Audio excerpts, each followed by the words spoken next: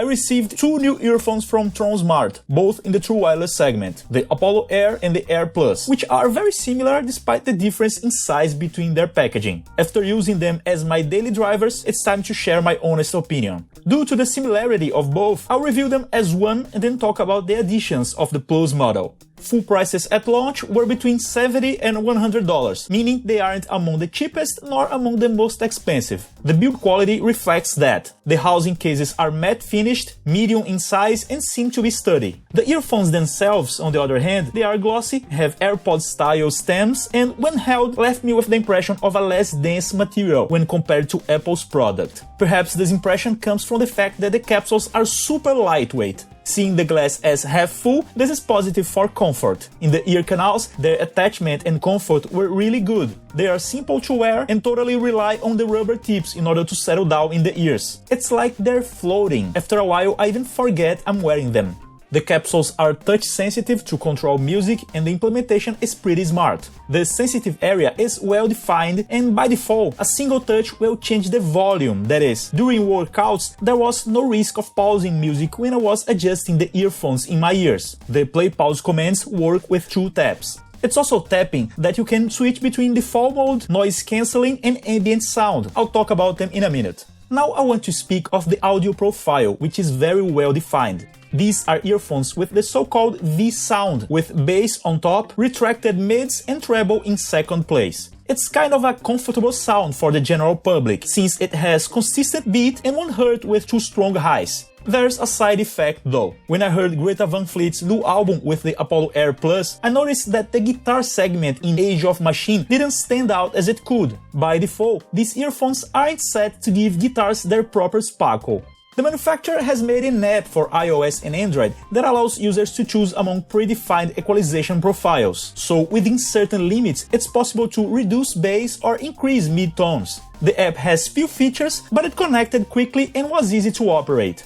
An important asset of the Air and the Air Plus is the fact that they can reach very high volumes. That was evident to me in the first hour of testing and is great for those who enjoy listening to music while commuting or similar situations. What about active noise cancelling, the ANC? Well, I realize it's good enough, 7 out of 10, let's say. The ambient sound will be quite muffled and persistent noises like the wind almost disappear.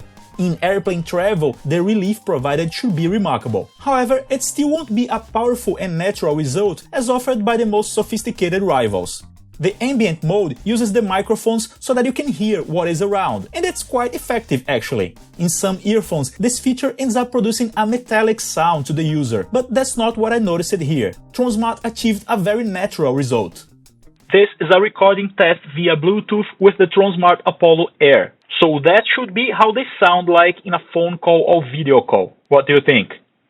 The guts of these earphones are interesting. They have a great audio chip from Qualcomm, IPX45 protection against light rain, Bluetooth has 5.2 standard with aptX support. The wireless signal was very stable in my experience and the connection to the smartphone was always done quickly. There was no audio delay when watching videos on the Netflix app. While gaming, I noticed little or no delay, although I imagine that hardcore players can notice something in some level. Battery achieved average results for 2021. I managed to get around 6.5 hours of continuous listening on a single charge, and the case provides between 2 and 3 additional charges. This can certainly vary a little depending on the volume levels and ANC usage. For those who are wondering so far about the differences between the standard model and the Plus, here we go. The most advanced ones have a wireless charging compatible case, they are bundled with a protective pouch and also more rubber tips. In addition, there are sensors that will pause music when the capsules are removed from the ears. Is this worth additional $30? It's a personal decision, but I tend to disagree on that, especially since both are absolutely identical in everything else. In short, these are two good earphones delivered by Tronsmart. In my use, I didn't notice any strong downside. Build quality is okay, sound is pretty decent and reaches high volume, the smartphone app is an interesting bonus, and battery lasts as expected, although due to the size of the case, it could present some extra charge. I imagine that many users would still prefer competitors such as Redmi AirDots 2 or 3 for being cheaper. They are good options for sure, but won't have active noise cancelling, for example. Anyway, considering the products themselves, I'd say that the Apollo Air and the Air Plus fulfill their role by delivering what was promised. I will keep following this brand because it seems to be worth it.